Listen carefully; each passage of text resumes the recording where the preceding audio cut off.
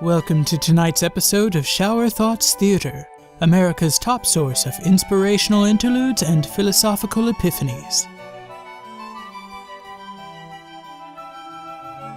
Erasers are lies. Well, maybe not lies so much as they are partial truths.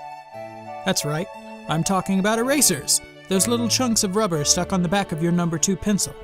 There are big erasers, small erasers, pink erasers, white erasers. Some are solid, some are stretchy. They're in your home, at your job, in your bags. You buy them for yourself, your kids, your boss, your spouse, if you have trouble remembering your anniversary. Erasers. You rub them against a misspelled word or that stupid second I, and they do exactly what they're called. Well, that's where the partial truth becomes evident. The Merriam-Webster Dictionary defines the verb to erase as meaning to rub or scrape out, to remove. This definition refers specifically to written and digital mediums. It goes on to also define the more general application of the verb, to remove from existence or memory, to nullify the effect or force of. Now, everybody that has ever used an eraser knows just how difficult it is to completely reverse a mistake. You spend a good deal of time frantically dragging that rubber chunk back and forth across the crinkling paper, burning a couple of 100 calories in the process. But then the lines fade instead of disappearing, or the page tears, or the eraser only smears the calligraphy into an unrecognizable swampy graphite mess. Even if the lines are removed, their impressions remain etched into the page.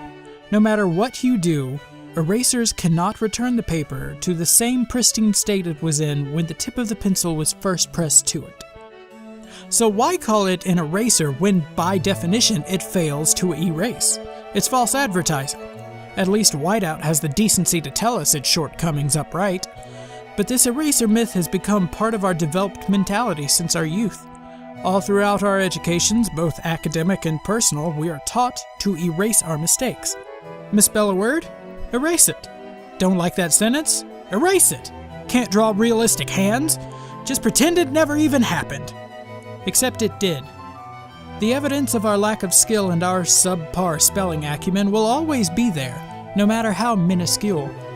Then comes the time for the test, when they take away our pencils and they give us pens. You can't erase pen with an eraser.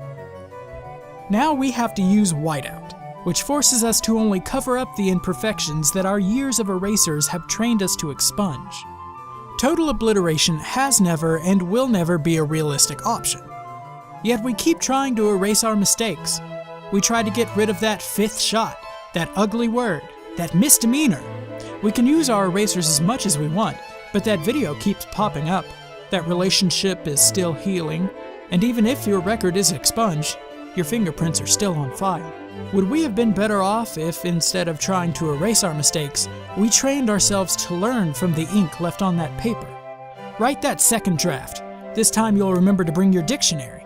Have that next conversation. Just remember this time how much your words can do. Draw another sketch. This time... Well, hands take a lot of practice. Our mistakes, no matter how rough, can be a tool we use to make our lives better than before, or at the very least not quite as bad. Everything we do is written in Sharpie, so why waste time trying to use an eraser that just can't erase?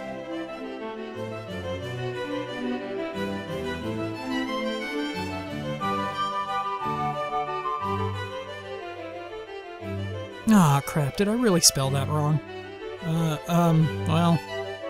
Where did I put that whiteout?